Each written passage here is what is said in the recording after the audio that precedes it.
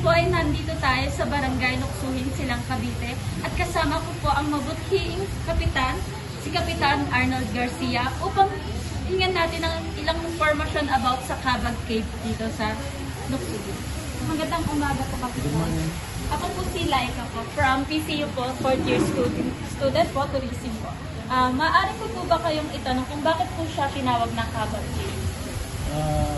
Alam niyo kasi yung Cabag Cave, bata pa ako, yun ang tawag sa kanya. Kasi dati yung Cabag Cave, marami siya yung maliliit na dati.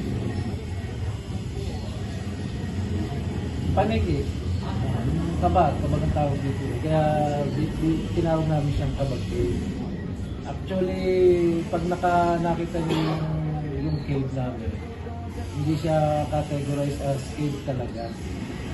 Na-form siya, hindi natin alam kung paano na-form. Matagal na muna. Kasi ang cave, meron siyang stalagmite at saka ano ba isa? Stalactite. Ang cave, yung Cabag Cave wala. Kaya categorize siya as National Heritage Bridge. Meron na punta dito mga taga-UP College. Hindi ko alam sa UP o sa kinategorize nila yung Cabag Cave as longest national heritage bridge sa Philippines.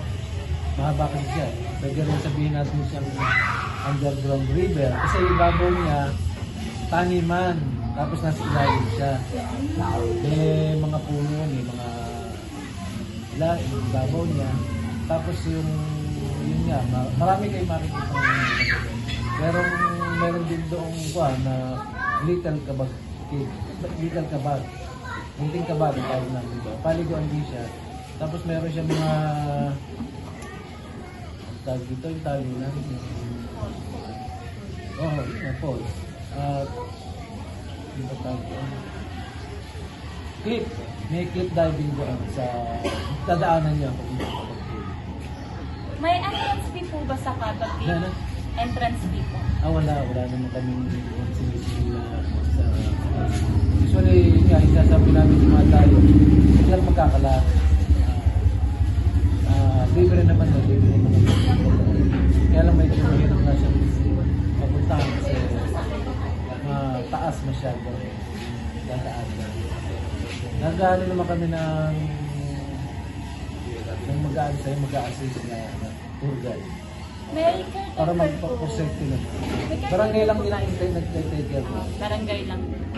Kasi yung dadaanan nito, puro private property. Sir, gano'n po kadalas nalilinis po ang Cabag Cave? Usually, pagka may naimbitahan kami mga taga-establishment dito, yung establishment sa Barangay Luksuhin, iniinganyo namin sila mga clean-up. Yearly, bawat establishment, McDonald's, Robinson, Villiers, Toyota, yearly sila nagkakantak ng sila. At saka yung ang barangay din na gaano rin kami ng clean-up. Lalo na't magsasummer, talagang inaayos namin yung dinadaanan kasi may rosebal. Mahirap kung dahil na Sir, ilang capacity po pwedeng pumasok sa Cabag Cave? Malaki yung sa mga namin, kahit naman ilan. Kaya lang yun, katulad nyo, kung makangas kayo hindi delikado. Kasi dapat doon may harness na ako, talagang maganda yung sapatos, pagpasok. Siguro tingnan nyo na lang naman. Kung hindi nyo naman kayang pasukan, hindi nyo pasukan kasi medyo delikado talaga. Sa loob no, meron din siyang paliguan sa loob. Yung paliguan po na yung malinis. Malinis yan. Kasi dati kaya nawala na yung kabag eh. Kasi nung maliliit pa ako noon, talagang ang dami, punong-puno ng kabag yan, yung kuweba. Ngayon, kukunti na kasi kinakain ng dumadayo. Tsaka yung taga-rito mismo kaya natutulong nilang kainin yung palito. Kaya nag-alisa. Pero hindi naman bumabalik, dumadami na ulit.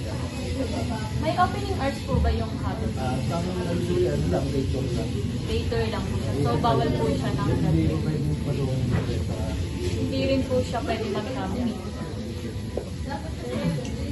Ngayon po ba masasabi niyo po ba na dinadayo pa rin po ba ang kapag? Maraming na ano, kaya nga gusto kong ma-explore ito. Tulad yung mga estudyante, marami kung taga-taga saan. Nakakatulong para ma-engage yung ano niya, yung lugar namin. Sir, maraming salamat po sa mga information. Thank you po. Thank you po.